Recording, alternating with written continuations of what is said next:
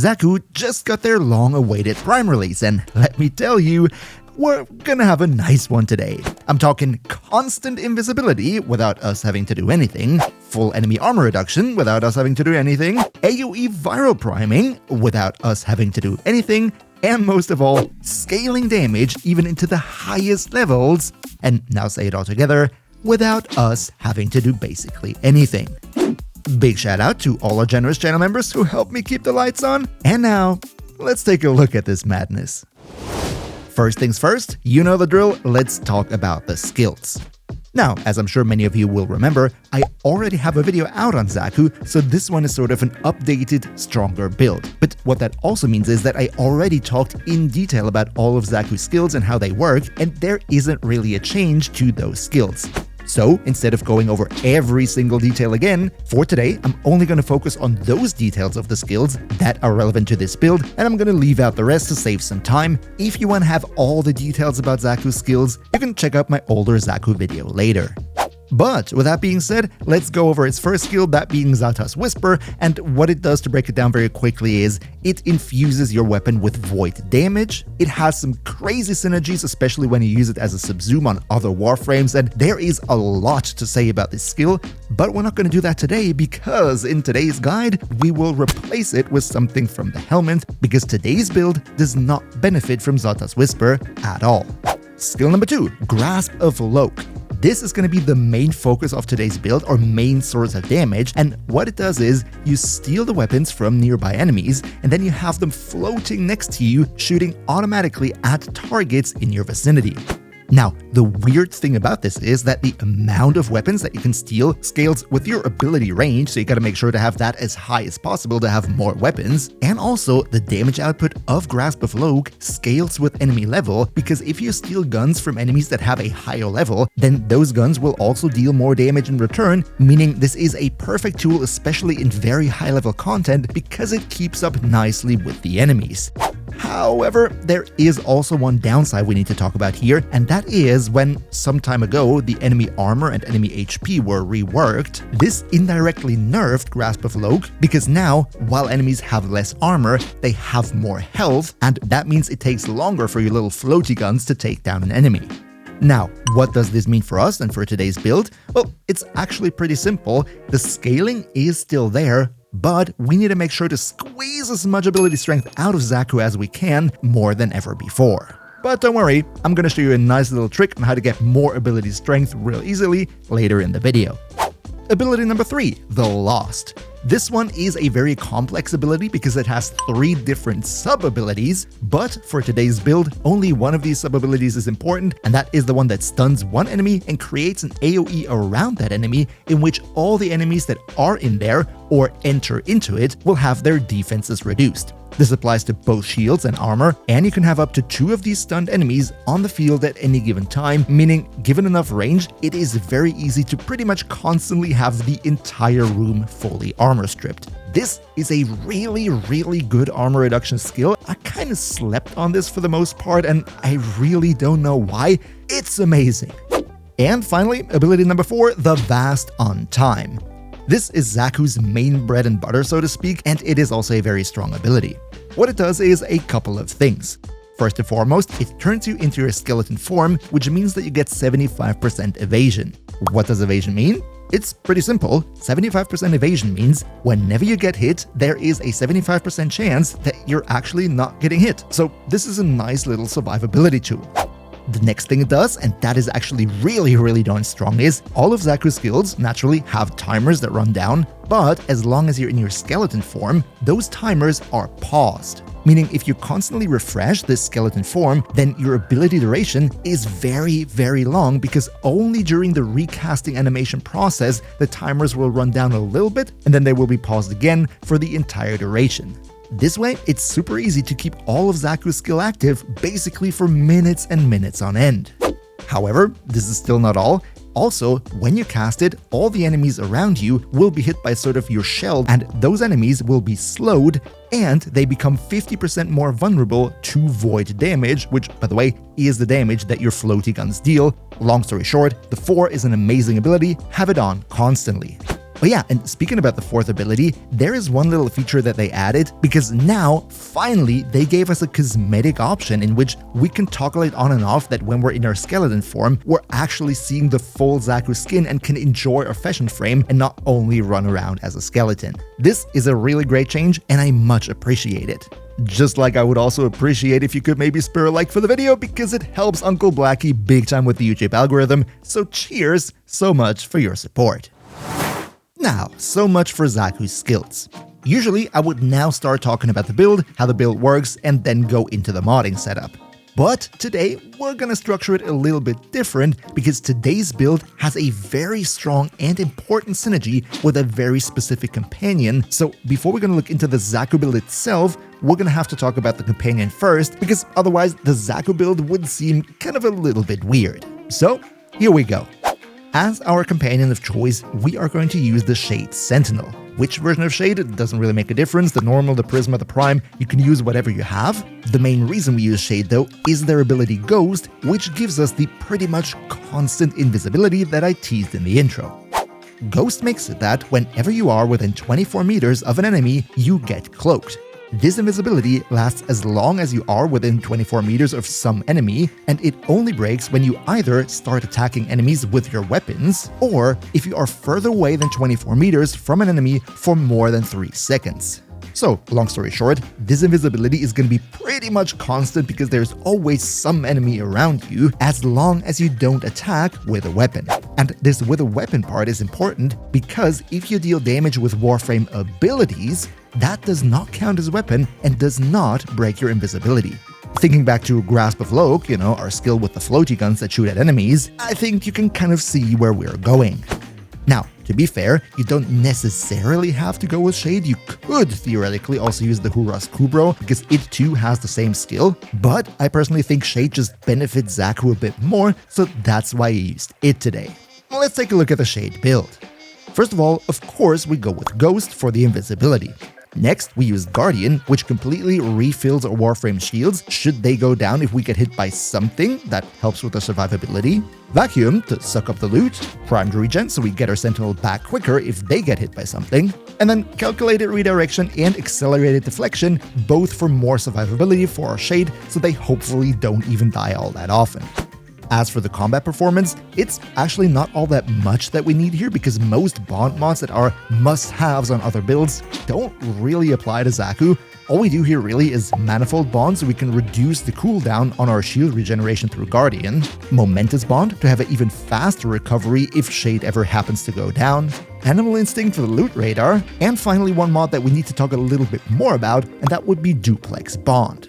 See, when you are invisible through Ghost, then Shade itself is also going to be invisible and in that way also completely passive.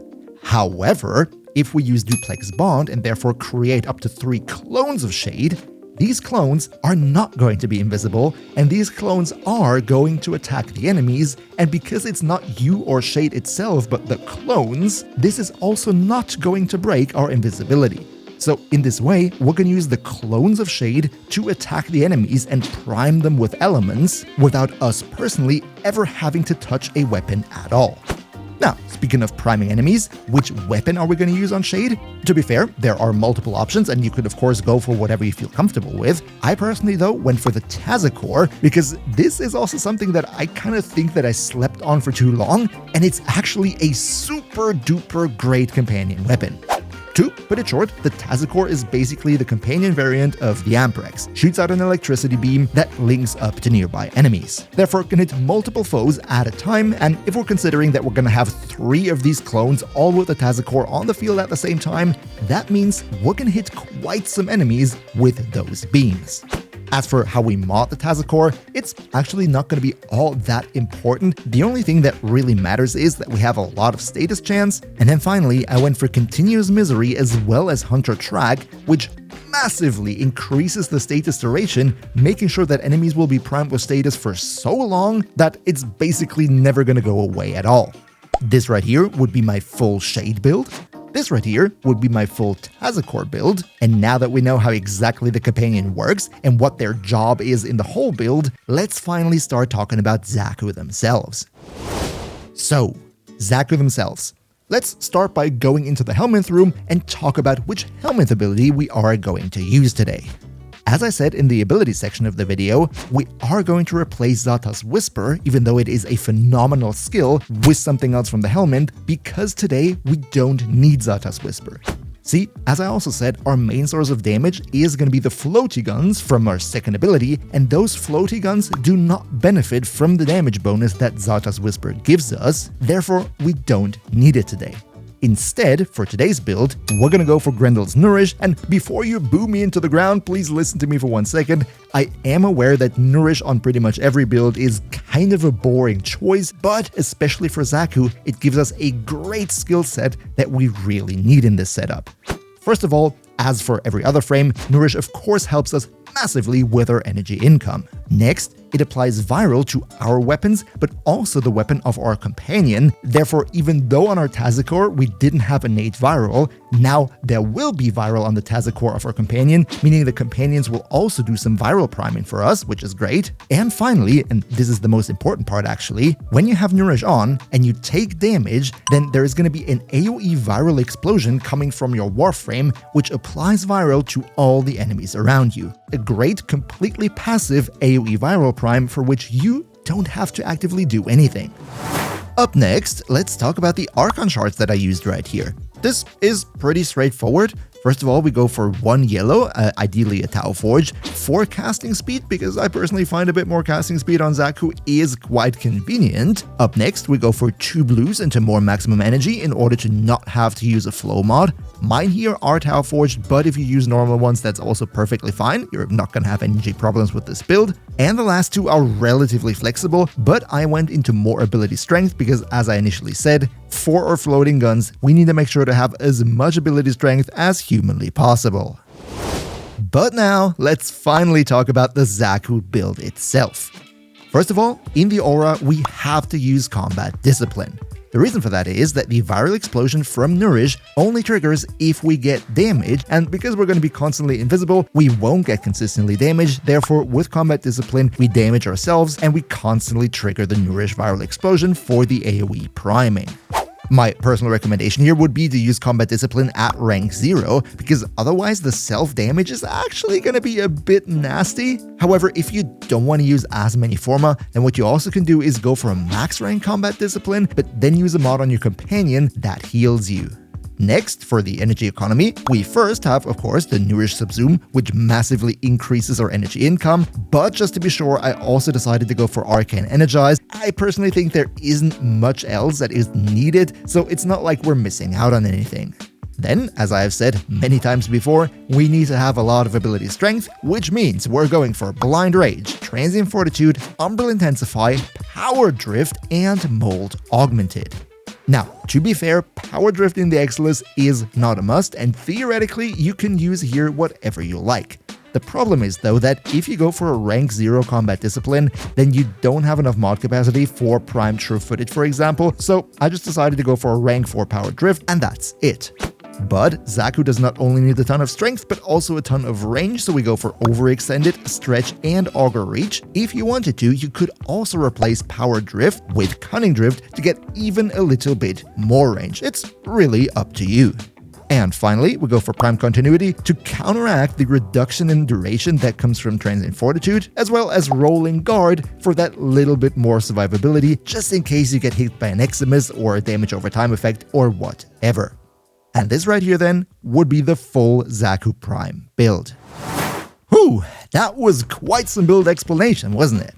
But there's still one big factor to this build that I haven't explained yet, and that is the trick that I mentioned earlier to get more ability strength on top of what we already have. See, here's the thing.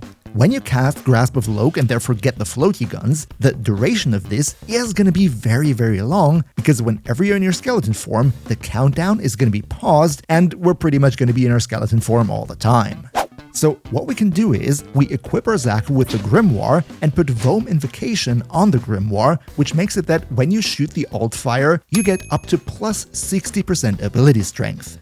Now, this ability strength buff only lasts for a couple of seconds, but If you cast Grasp of Lohk while the buff is active, the damage of Grasp of Lohk will still be in its higher state for the entire duration of Grasp of Lohk, so it snapshots your ability strength the moment that you cast it. What that means is, if you play it properly and constantly keep your skeleton form up, that means that your floaty guns will have this plus 60% ability strength buff for all those minutes that they are going to be on, which is really convenient, and then you only have to refresh the grimoire once that finally eventually runs out.